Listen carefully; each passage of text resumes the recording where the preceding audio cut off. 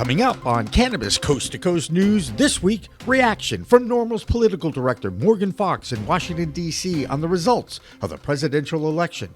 Will total Republican control of the government be the key to getting reform right at the federal level? But I don't think that GOP control of all three chambers is necessarily a good thing for comprehensive descheduling legislation. I think that there's just too many GOP lawmakers who just quite aren't there yet. Legalization loses on 3 state ballot questions, including Florida, South and North Dakota, while Nebraska approves a medical program bringing decriminalized states in the U.S. up to a total of 39. Kentucky issues its first licenses for its medical program and gets welcome approval from over 100 cities and counties. And in Massachusetts, after 11 months, the Bay State finally names an executive director to the Cannabis Control Commission. He's David Lakeman, and he returns from a few years in Illinois and at their Cannabis Commission. Plus, in Texas, Dallas joins another 5 cities or towns in the Lone Star State to decriminalize possession of cannabis. And since 2017, the premier growing and manufacturing competition in New England is the annual Harvest Cup in Worcester, Massachusetts. Boston-based corporation with Canada.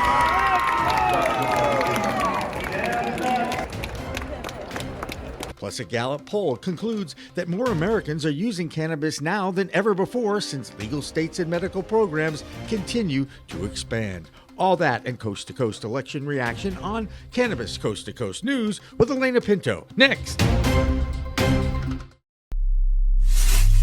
We are Pro Cannabis Media.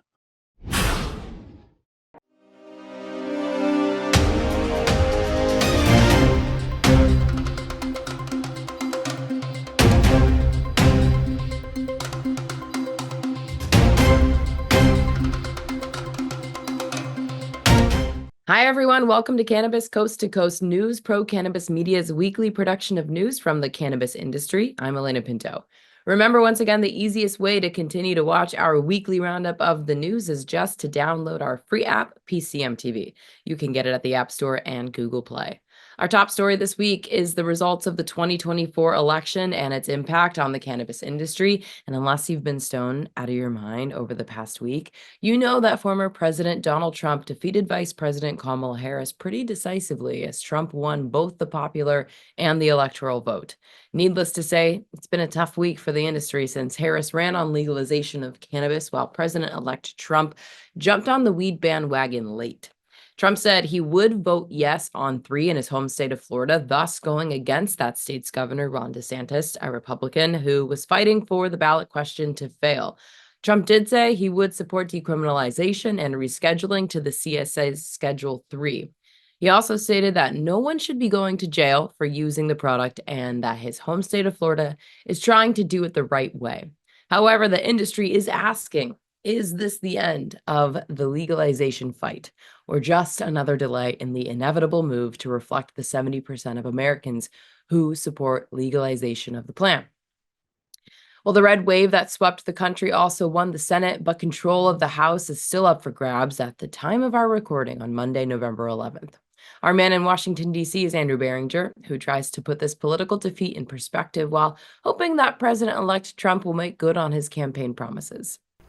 I'm Andrew Behringer with the Washington, D.C. report for Cannabis Coast to Coast News. The election is finally over, everyone. Thank God. Former President Donald Trump has unveiled new ideas about cannabis policy following his recent election victory, marking the first time that both major party presidential candidates have supported some form of cannabis legalization in U.S. history. That's a pretty big deal. Now, the president-elect's new approach centers on a 3-pronged strategy. Now, continuing with the Biden administration's efforts to reschedule cannabis, as we know, to a Schedule 3, supporting banking reform for the industry, and maintaining states' rights in cannabis policy decisions is very important.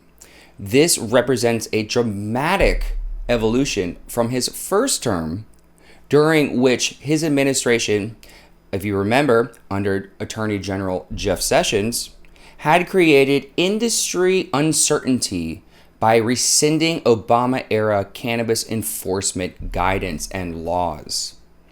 Quote, medical cannabis has been absolutely amazing for patients, Trump stated during his campaign recently, while arguing against criminalizing personal possession. Someone, quote, someone should not be a criminal in Florida when this is legal in so many other states, end quote. He added, showcasing his support for state-level decision-making recently in the Florida cannabis election on the ballot. The Republican approach focuses on establishing a clean cannabis reform framework, emphasizing free market principles and, of course, reduced federal oversight. Now, if we look at it, key elements include removing cannabis from the Controlled Substances Act, very important, creating an alcohol-style federal framework, and enabling interstate commerce. However, implementation faces several hurdles. If you remember, the DEA hearing delays could push changes into 2025 or beyond, and the complex process of banking integration remains a big challenge, as we know. The industry will need to adapt to a more market-driven approach. I don't know. What are your thoughts on this topic? Please make sure to post your comments below, and please be civil. Thank you very much. Well, that's me. I'm Andrew Behringer, reporting from Washington, D.C. for Cannabis Coast to Coast News. Now, with 2 out of 3 branches already Republican, PCM founder Jimmy Young and Morgan Fox, the political director for NORML, talked about what's next. Welcome back to Cannabis Coast to Coast News for a post-election special.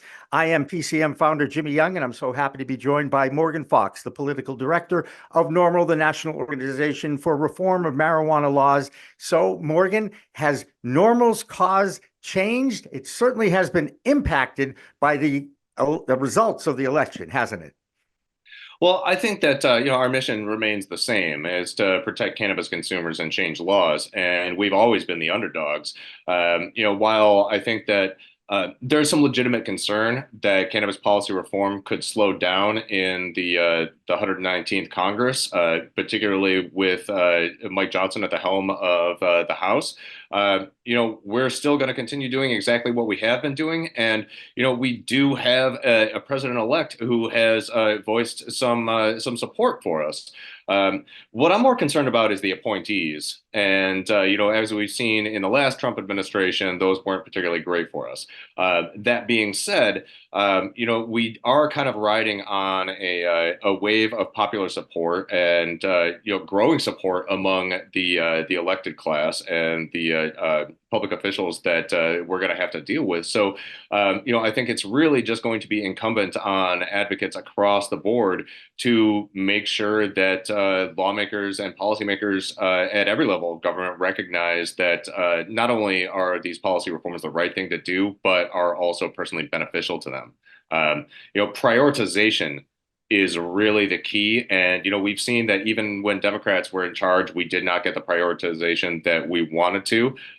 We saw a lot more movement than we have in the past over the last couple of years, but this certainly was not a priority issue. And so, now it's incumbent upon us, if we want to continue to see forward progress, to not only make sure that lawmakers see that this is a priority issue, but I think that we also have to focus on our strengths. If we're looking at the ballot initiatives, we saw that the Dakotas lost, Florida narrowly lost, even though more than 1.2 million people voted for it than didn't vote for it.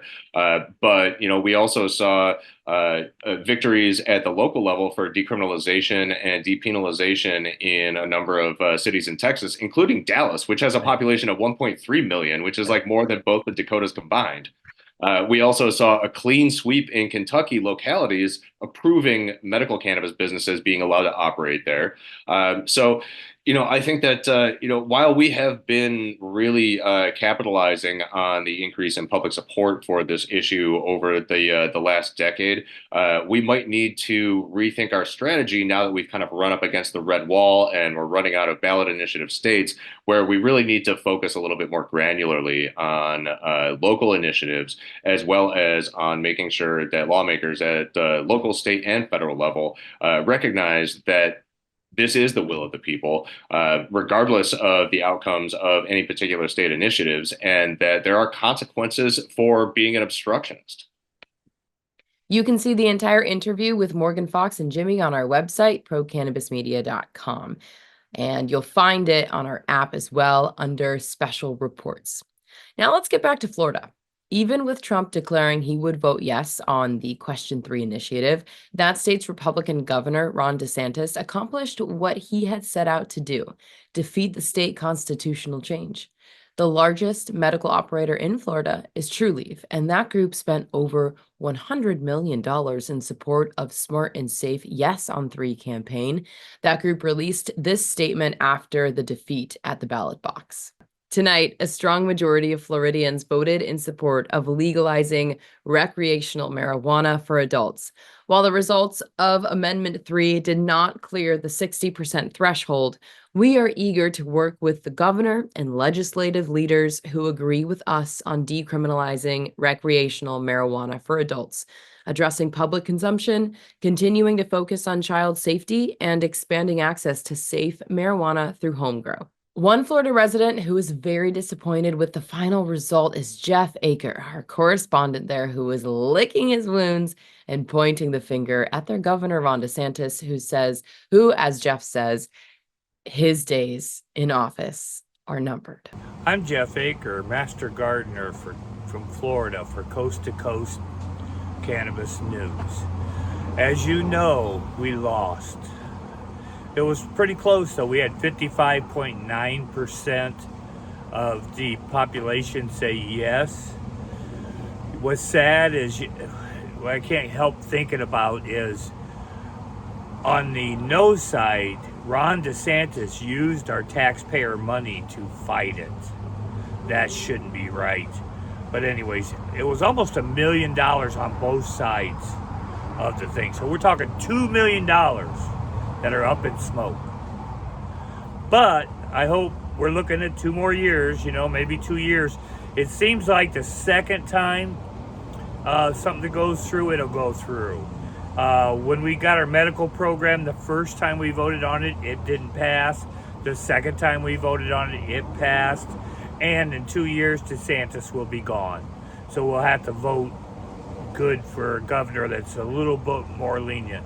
With Donald Trump winning the presidency, when he said he was going to support Florida and to be good for Florida, I'm really curious to see what he does in the government to further cannabis legalization. I think he's going to do something that's yet to see.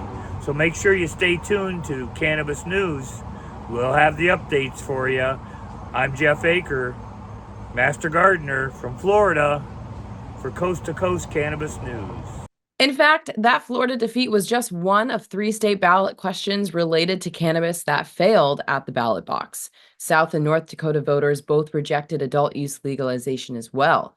Nebraska, on the other hand, passed a medical marijuana bill, thus decriminalizing the plant medicine in that state. And for those scoring at home, that's now 39 states in the U.S. that have legal medical programs, and that adult use number continues to be stalled at 24.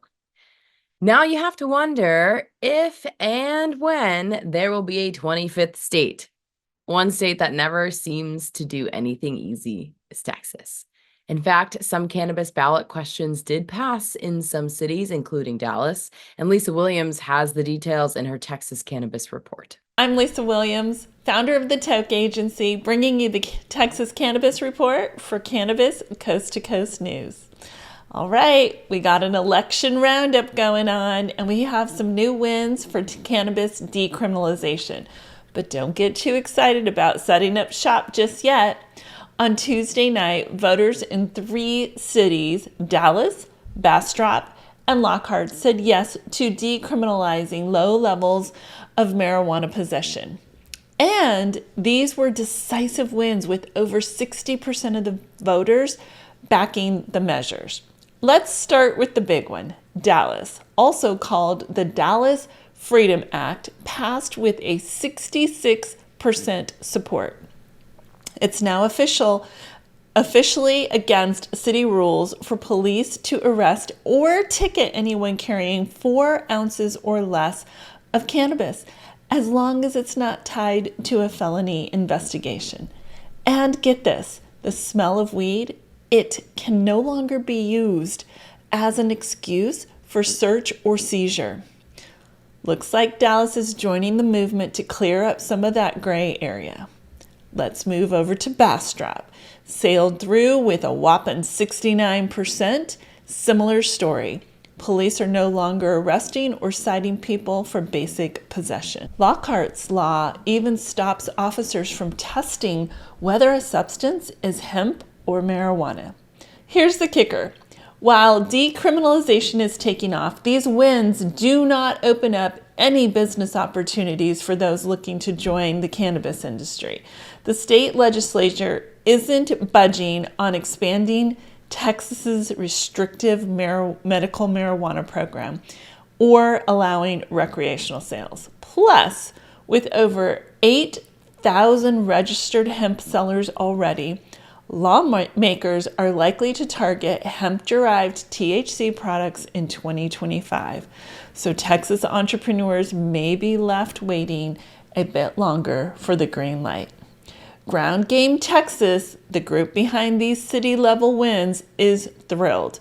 But until the state makes broader changes, these victories are about keeping people out of jail, not bringing dispensaries to a town near you.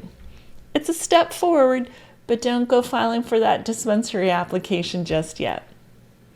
I'm Lisa Williams, founder of the Toke Agency, bringing you the Texas Cannabis Report for Cannabis Coast to Coast News. The other state with some positive news about reform is Nebraska. Voters there approved 2 medical ballot questions, one to legalize medicinal cannabis, and the other should move the state towards a regulated medical marketplace. The first question passed with 71% of the vote, and the second passed with 67% of the voters' approval. But before Nebraskans celebrate, there is the possibility that the state Supreme Court could nullify the election results based on a legal challenge to how those signatures were collected and approved. An attorney named Daniel Gutman represents the group behind the ballot initiatives. He said, "It would be a travesty of democracy to halt an election based on the testimony of just 2 campaign workers." Well, that'll do it for the A block or the first section of Cannabis Coast to Coast, but we will have plenty more state reports in the rest of the show that you can watch right now if you download our app or go to procannabismedia.com. Coming up next, our Virginia correspondent Joe Parsons and his unique spin on a disappointed election day. Plus, the DEA is hit with a federal lawsuit over their hearing procedures for the now postponed testimony on rescheduling cannabis by a research company out of Washington state. Cannabis Coast to Coast News continues after this. Ready to take your craft to the next level? Imagine faster extractions, purer products, and more profits. Sounds good, right? At Pure 5 Extraction, we've revolutionized cannabis extraction with our game-changing technology. No solvents, no heat. Just the cleanest, most natural process on the market. Whether you're a boutique grower or a large-scale operation, Pure 5 has the tools to elevate your business worldwide. Visit pure5extraction.com today. Pure 5 Extraction, because your plants deserve the best. I think I messed up. Did you know there's a place that covers all the cannabis news you need? Welcome to Pro Cannabis Media, your go-to for all things cannabis. PCM is the CNBC of weed, bringing you the latest news and talk shows with a twist.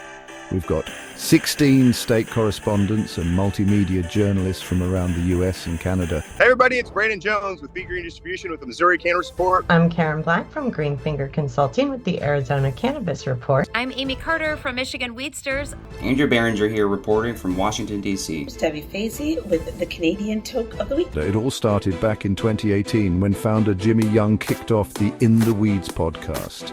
His mission? Documenting the fight to end cannabis prohibition. Fast forward to today and we've got Cannabis Coast to Coast with Alaina Pinto, delivering the nation's only TV-style cannabis news show. Hi, everyone. Welcome to another edition of Cannabis Coast to Coast News, Pro Cannabis Media's weekly roundup of the news from the industry. I'm Alaina Pinto. As of August 2024, PCM has racked up over 1.2 million views and 14.5 million impressions on our YouTube channel. With 15,000 subscribers and growing, our reach is spreading like wildfire. PCM's website, YouTube, Rumble, Discord, Roku, Twitch, Spotify, iHeartRadio, Apple Podcasts, and even our very own PCM TV app. Get your cannabis news fix with Pro Cannabis Media. We're here to keep you informed and entertained. Stay tuned and stay lifted.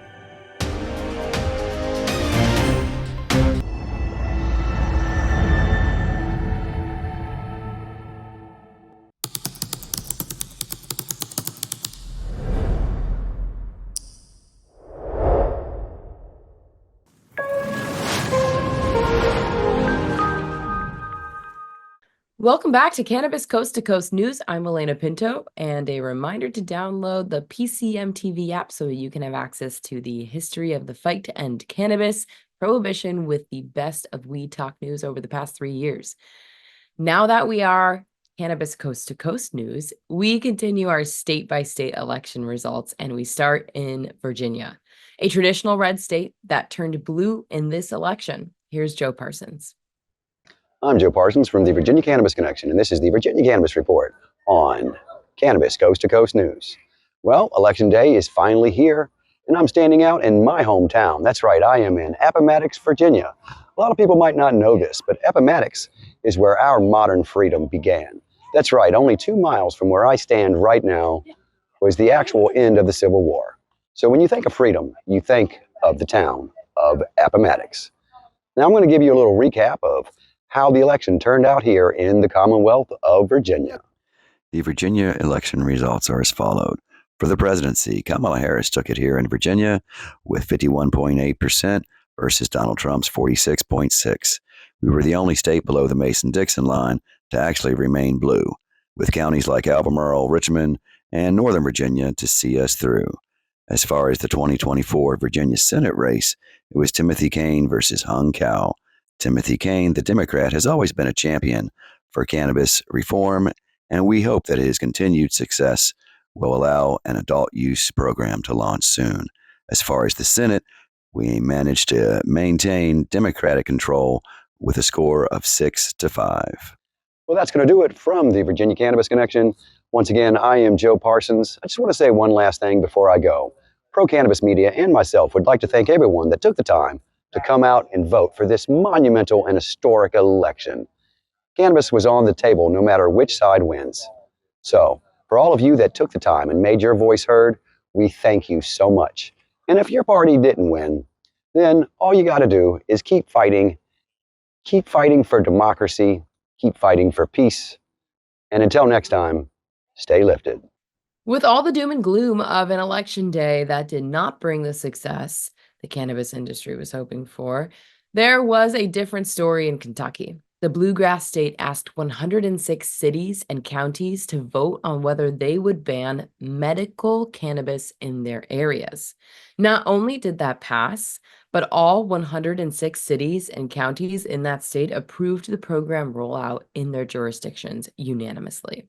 That state also announced when they will start to give out licenses to operate medical dispensaries and how that lottery will work. Over the weekend, former President Trump completed his sweep in all 7 battleground states when it was announced he had carried Arizona. As Karen Black explains, at the time of her report was still up in the air, as are other state races. But here's her Arizona cannabis report now. I'm Karen Black from Greenfinger Consulting with the Arizona Cannabis Report for Cannabis Coast to Coast News. While there weren't any cannabis-related issues on the Arizona ballot November 5th, the state has certainly been in the national news and not in a good way. Arizona was one of 7 battleground states in this year's presidential election, and as of my report, still has not officially declared a winner for the country's highest office or other races, and it will likely be another week until all ballots are counted. At stake is a highly contested U.S. Senate race, which could affect the balance of power of that body. Democrat Ruben Gallego, the ex-husband of Phoenix Mayor Kate Gallego, is ahead, but is losing ground to Republican Carrie Lake, a former local TV news anchor who lost the 2022 governor's race to Democrat Katie Hobbs. All this drama is unfolding against a backdrop of court cases and recent rulings regarding the 2020, 22, and even 2024 elections. It's a real mess over here, so don't hold your breath. Unless, of course, you're consuming. On a lighter note, cannabis just got more convenient in the Grand Canyon state. Adult use delivery service began November 1st, 2 months ahead of the January 2025 deadline. Now, just like ordering a pizza, you can have your bud brought to you by a dispensary or contracted third party. While delivery is certainly a benefit for recreational cannabis consumers, it may deal the death blow to Arizona's already beleaguered medical cannabis program. That's all for the Arizona Report. I'm Karen Black from Greenfinger Consulting reporting for Cannabis Coast to Coast News. There is a new lawsuit being filed against the DEA over their latest hearing procedures or rescheduling cannabis to Schedule 3. David Hildreth, the CEO of Panacea Plant Services, says that the DEA's procedures of soliciting testimony for that hearing on December 2nd was unlawful on many fronts. He asked for a stay on any further hearings and testimony. This is the supposedly last hearing before the DEA rules on moving cannabis to Schedule 3 of the Controlled Substances Act. And now that hearing is still scheduled for December 2nd. They've just postponed testimony as a delaying tactic. So while the hearing is about the Controlled Substances Act, it seems like the DEA is more about controlling the process than the substance itself.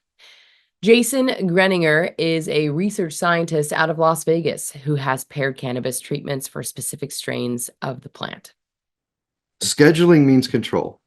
It's the Controlled Substances Act, the CSA, and that means control. That's the first word. And people need to understand that's what's happening. It's a mission of control. It was out of their control when they said it had no value whatsoever.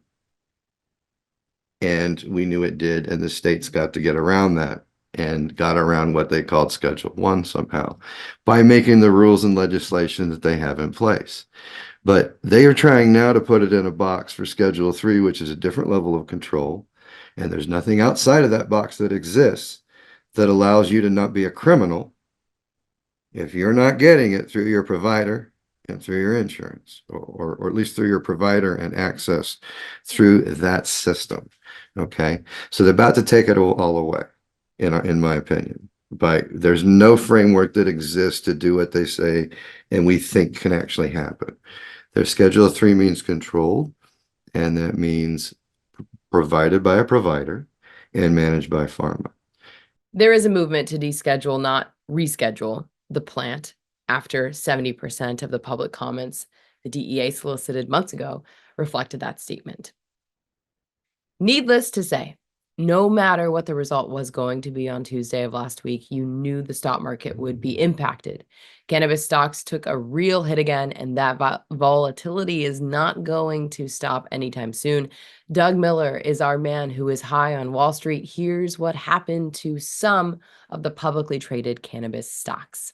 I'm Doug Miller from High on Wall Street with this week's Cannabis Stock Report for Cannabis Coast to Coast. Cannabis stocks tanked after Election Day results after failing to pass legalization in Florida, North Dakota, and South Dakota, and the possibility of marijuana reform under Trump's presidency. The American Cannabis Operator Index, which includes 9 U.S. publicly traded cannabis companies, was down nearly 27%. MSOS Pure U.S. Cannabis ETF was down to $4.89, and entering the basement as it dips. YOLO, another cannabis ETF, was down to $2.79, and that's down at the bottom. And Canopy Growth had earnings, and their stock dipped, and it's pulling back. So we have to watch for the bottom and wait for these bad boys to want to bounce back, and I'll keep you posted about that. So that's this week's Cannabis Stock Report. Reporting for Cannabis Coast to Coast, I'm Doug Miller. With 24 states in the U.S. already in the adult use of cannabis sales market and now 39 implementing or continuing their medicinal cannabis programs, it should come as no surprise that more Americans are using the plant medicine than ever before. A recent Gallup poll released this past week concludes that the total of use of cannabis by adults is now at 15%, which is 1% more than last year. But since 2013, that usage figure has increased by 8%. As for adults who admit they have at least tried cannabis, that figure was just 4% in 1969. That experimental trend continued until 1985, when it was 35%. And now 47% of adults admit they have at least tried weed in some capacity. One state that continues to see their cannabis market thrive is Michigan. Amie Carter tells us that there are still some political races that have yet to be called. Here's Amie. I am Amie Carter with Michigan Weedsters for this week's Cannabis Coast to Coast News. I have the latest updates on cannabis legislation from across Michigan following Election Day. On November 5th, several proposals regarding marijuana businesses were put to the voters, with mixed results across various counties. In Barron County, Niles Township saw a significant shift as a proposal to lift a ban on marijuana businesses passed with 52% of the vote, allowing for a minimum of 4 retail locations, 1 secure transporter, and 1 safety compliance lab. Meanwhile, Royalton Township bid to permit 3 growers and processor licenses failed with only 44% in support. Moving to Gladwin County, Tobacco Township approved a proposal to allow marijuana businesses with a very narrow margin, a difference of only 15 votes. However, in Ingham County, Mason, a charter amendment for 2 retailers was rejected, receiving just 43% of the vote.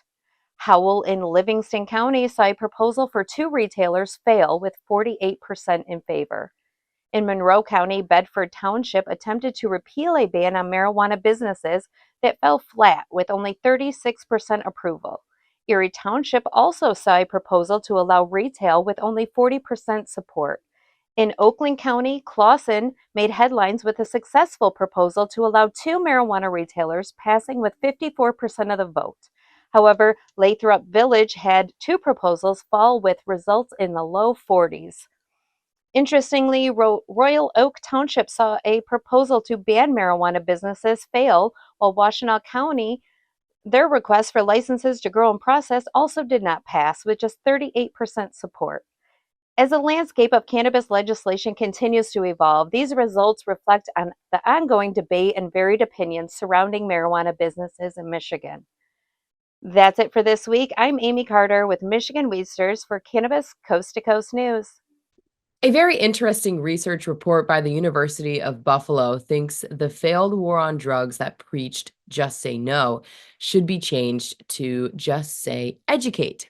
After all, with more people using cannabis for medicinal purposes and the advent of more legal adult use of the product, the focus for public health should be education and not punishment.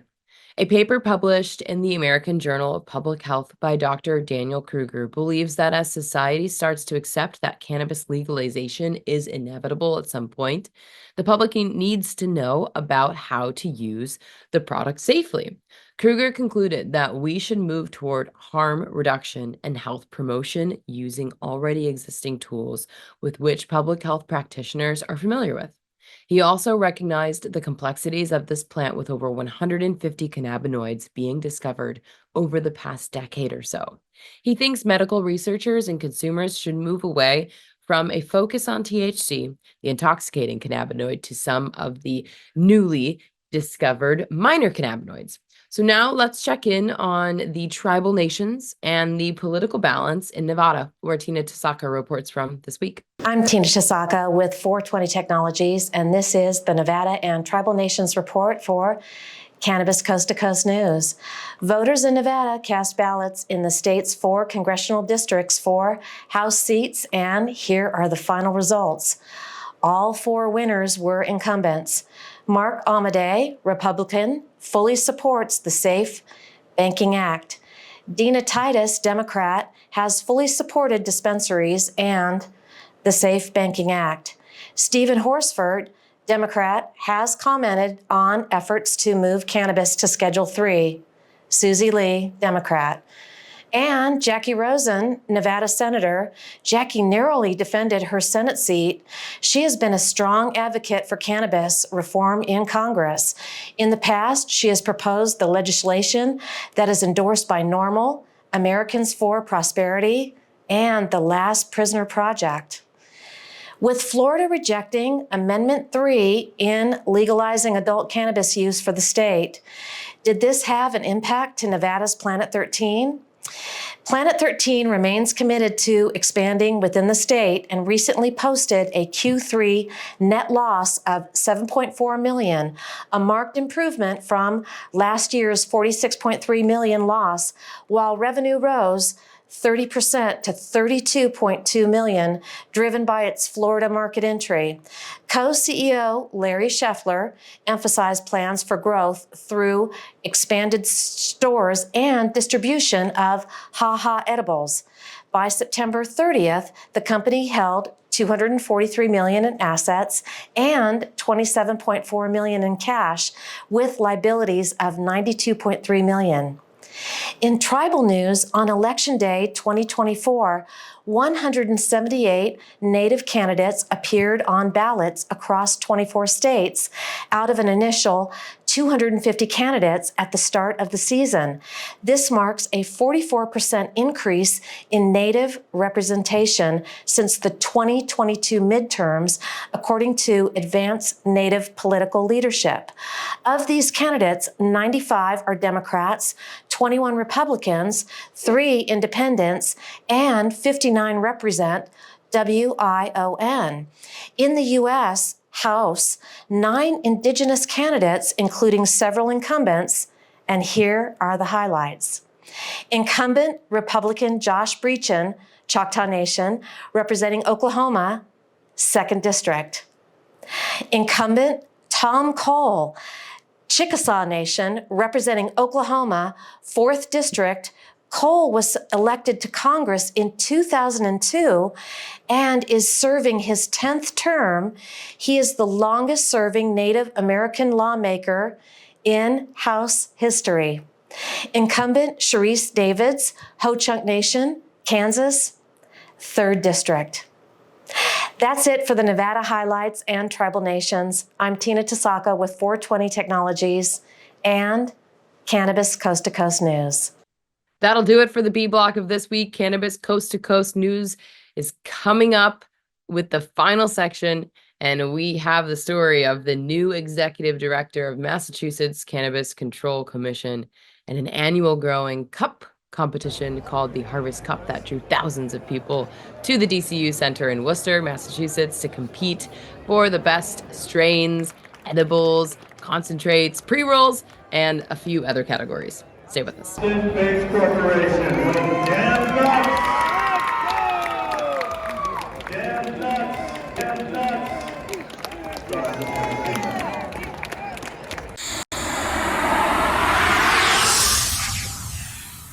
It's a whole new world of weed out there, isn't it? Everyone is learning new ways to titrate, ingest, consume, imbibe, and engage with this plant medicine we call cannabis. Now, let me tell you my cannabis story. You know, I've had 4 major surgeries in the past 23 years and suffer from osteoarthritis with a variety of metal parts in my body and one on deck. Now, thanks to those chronic pain issues, I've been a medical patient in Massachusetts for almost 10 years now. I remember my first trip to a dispensary just outside of Boston, and I told the bud tender I didn't want to smoke it anymore. So I tried edibles, then tinctures, then vaping, and now if I'm going to smoke, I only use the Weegits filtration system. What? The Weegits.com, Weegits, that's weed, W-E-E-D, G-E-T-S.com, is where you'll find the planet's coolest product that cools the smoke from everyone's favorite flower. The guy that started this was a pretty good medical device manufacturer, and he created this maze pipe that cools the smoking process from 1300 degrees Fahrenheit upon inflammation down to just 90 degrees when it reaches your mouth. That's right, 1300 down to 90. That's why this maze pipe is amazing. Now, add in the code of PCMTV and you get 15% off. So just go to Weegits.com and check out the best way to enjoy a cooler smoke with less coughing and hacking and more peace of mind.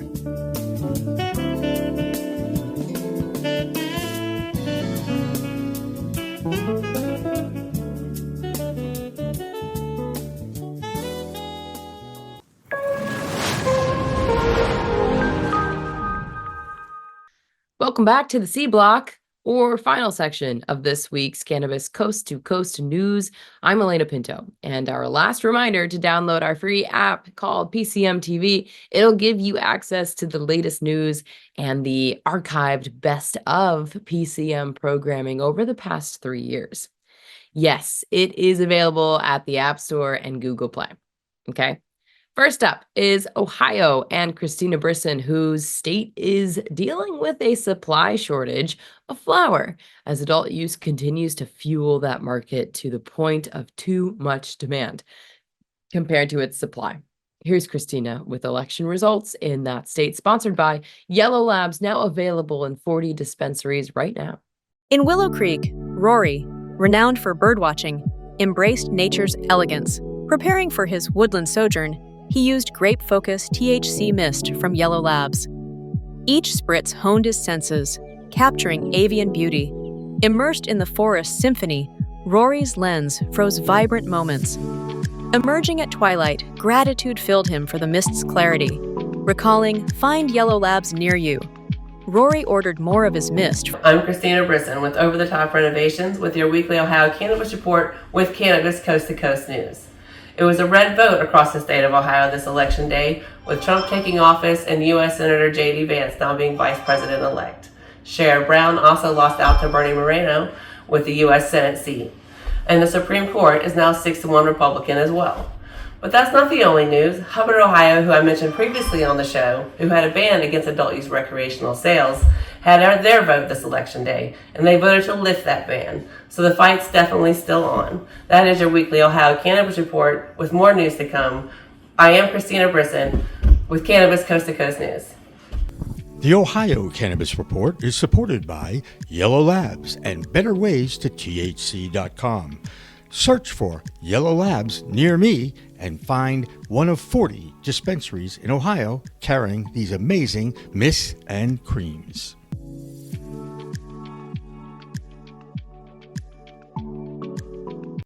Now let's check in on Arkansas, where a ballot question there to expand their existing medical program got shut down by that state's Supreme Court.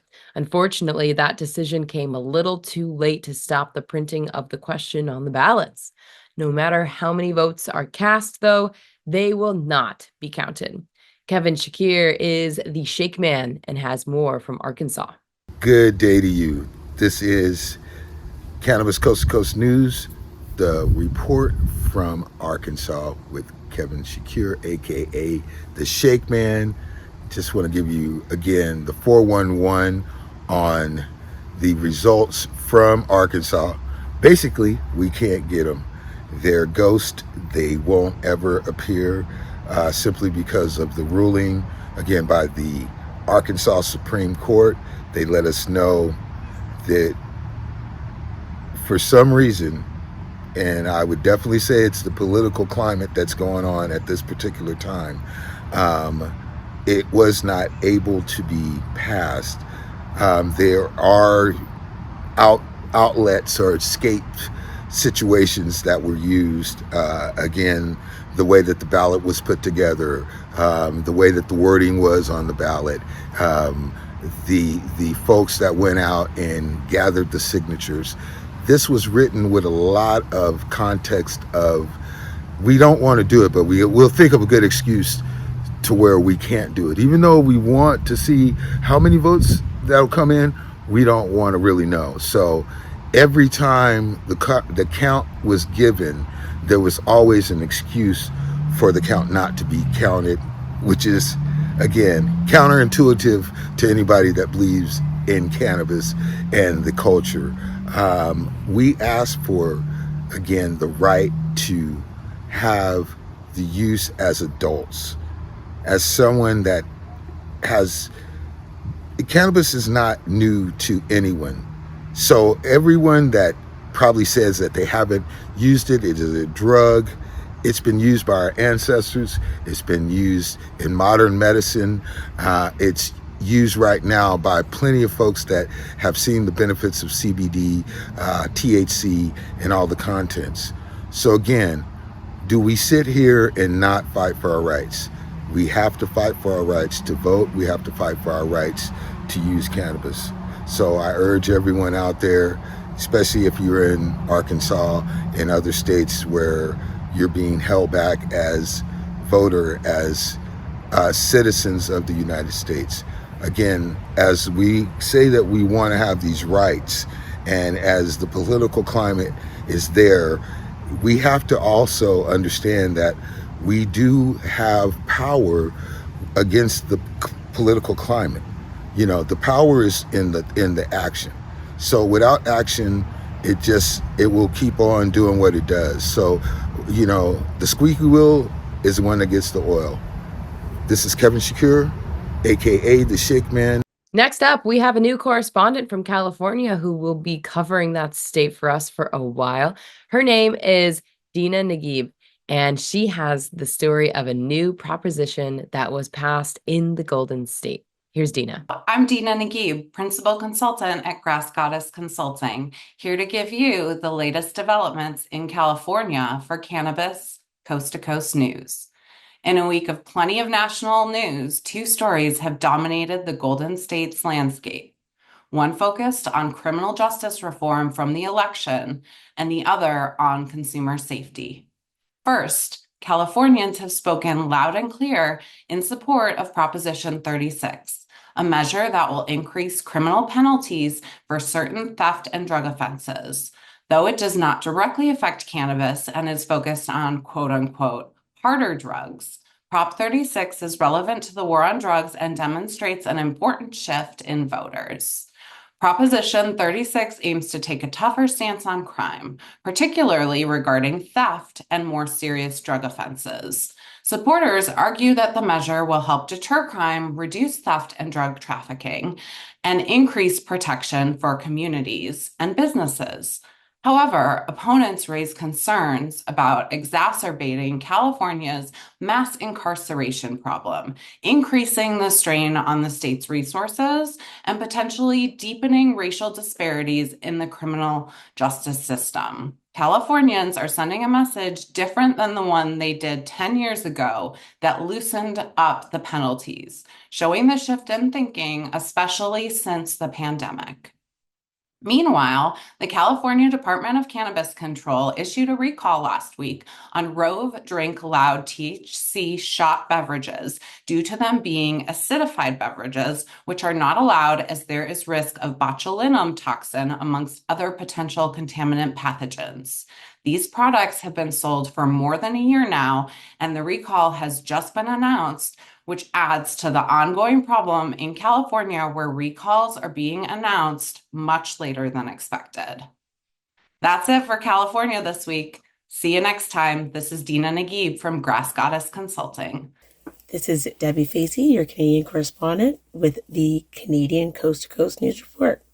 So what we have in Canada this week is the GCAC, which is the Global Compliance Applications Corp, has partnered with the Dina Consulting and the Citizen Green Venture in a $167 million cannabis funding initiative, which is going to be geared towards the Veterans Affairs of Canada.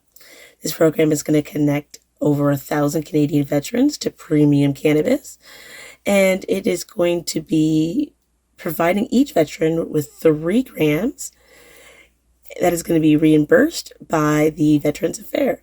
This is going to be something that is going to be great, especially because since recreational medical has been kind of out and there hasn't been anything when it came to financial benefits, especially for any medical and veterans.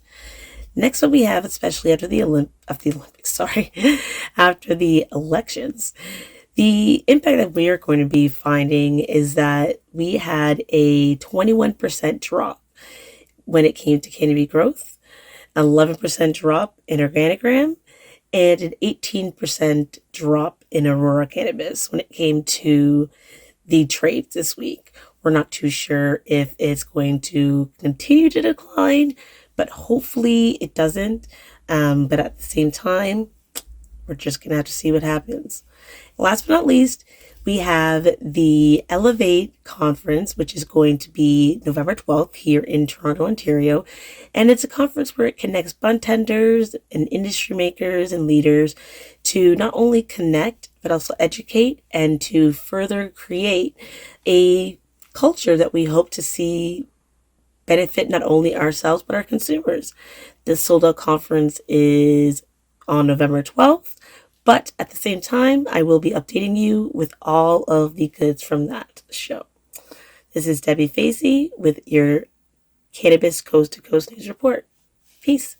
There's a new weed boss on the Massachusetts Cannabis Control Commission. After 11 months, the CCC named their new executive director. His name is David Lakeman, and he actually started here in Massachusetts before leaving to join the Illinois regulatory body, and now he returns to guide the commission that has had a tumultuous existence over the past year. And finally, the end of fall is usually the time to harvest the last outdoor grows, and what better time to hold a competition called the Harvest Cup? Since 2017, growers and manufacturers flock to the DCU Center in Worcester, Massachusetts, and compete to determine who grows the best flower rolls, the best pre-rolls, concentrates, edibles, and a variety of other categories of products made from cannabis. Over 5,000 people enjoyed the variety of products that were on display. One participant every year is Caroline Frankel of Caroline's Dispensaries in Hopedale and Uxbridge. Caroline is a legend of sorts as the first social equity licensee to open in the state. I've been to her dispensary before. It's good. Have you been to every one of these Caroline Every single one. So I've been here since 2019. We've been to every single Harvest Cup here in Massachusetts, and it's great here today. Is there something about this industry that you can put your finger on that actually feeds the passion that everybody has? So what I like best about this show, Jimmy, is that it's a customer-driven show. These are the enthusiasts of Massachusetts, and they're right here in Worcester County, which is the stomping ground for my show, and you could actually feel the energy. This is one of my favorite shows here in Massachusetts. That'll do it for this week's Cannabis Coast to Coast News. I'm Alaina Pinto. Remember, it's a whole new world of weed out there, so use it responsibly, and we'll see you next time.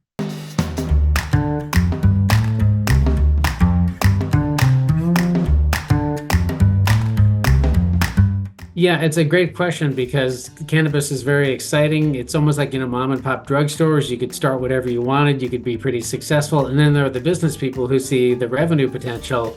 And those are the ones that I think that are going to become the buyers going forward. And then smaller companies will be the sellers. And then there'll be another group of like, what the heck happened? And there'll probably be some craft survivors as well. But I think, the access to capital and business, this is becoming a mature business, just like craft beer or the car industry from, the 1910s to today. Yeah, I think Schedule 3 will have radical changes. I think we're going to see consolidation in the space independent of Schedule 3. Schedule 3 will influence the flavor of the consolidation, but it's going to happen no matter what. Will that open up more capital? It'll open up more capital, more access. One way or another, as the industry consolidates, they're going to have to get access to capital. The buyers will, and that's going to change the markets fundamentally.